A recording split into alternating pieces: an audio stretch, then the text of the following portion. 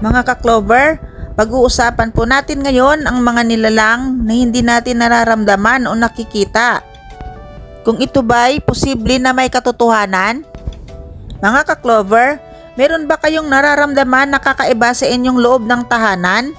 O mga elemento na hindi mo nakikita?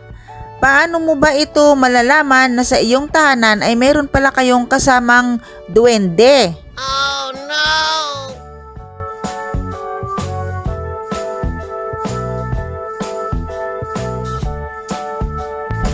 Bago ang lahat ng mga sinyales, ang ibig sabihin ng isang duwende ay isang maliit at katang-isip na nilalang na may mahiwagang kapangyarihan, nakatira sa mga puno o sa ilalim ng lupa at maging sa loob ng mga kabahayan, at maaaring magdulot ito ng mga kabutihan o kapahamakan.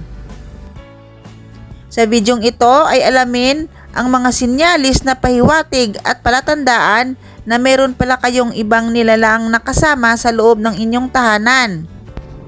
Ang mga elemento at nilalang na ito na hindi natin nakikita, gaya ng mga duwende, ay totoong mga nilalang na naninirahan na dito sa ating mundo.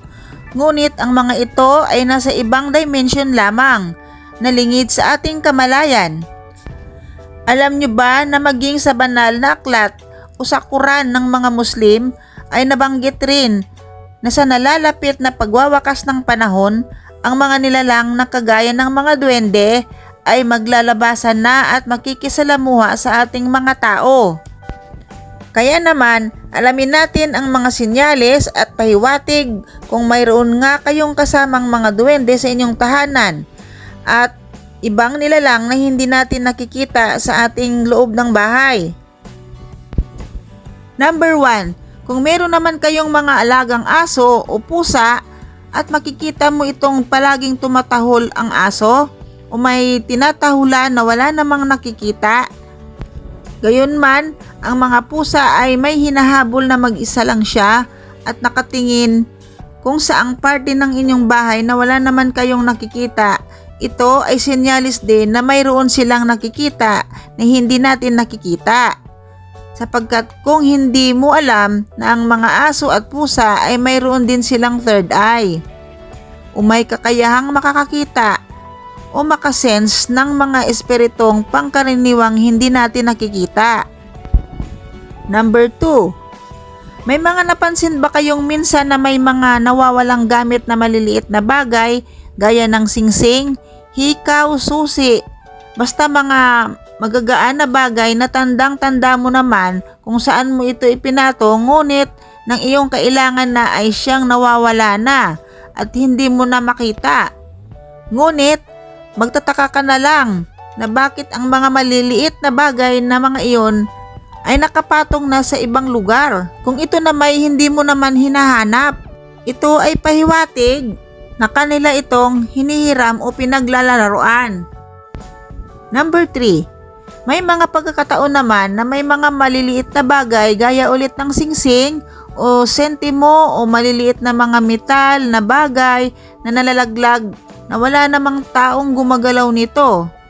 Ito ay senyalis din na kanilang pinaglalaruan sapagkat ang mga nilalang na ito ay mahilig sa mga kumikinang na mga bagay. Number 4. May mga pagkakataon din na kung tayo ay may mga pagkaing bigla na lang napapanis na wala namang gumagalaw, ay ibig sabihin nito ay kanila ding tinitikman. Number 5. Kung may nakikita kayong mga bakas ng maliliit na mga paa kung saang parte man ng inyong tahanan gaya sa banyo o kusina, ito din ang isang patunay na may mga munting nilalang na naglalaro sa loob ng inyong tahanan. Number 6. May mga pagkakataon ding makita nyo ang inyong mga pintuan na nakabukas, ngunit nakakasiguro ka naman na sarado ang mga ito. Yan po ay ang mga sinyalis din na naglalaro sila sa inyong mga pintuan.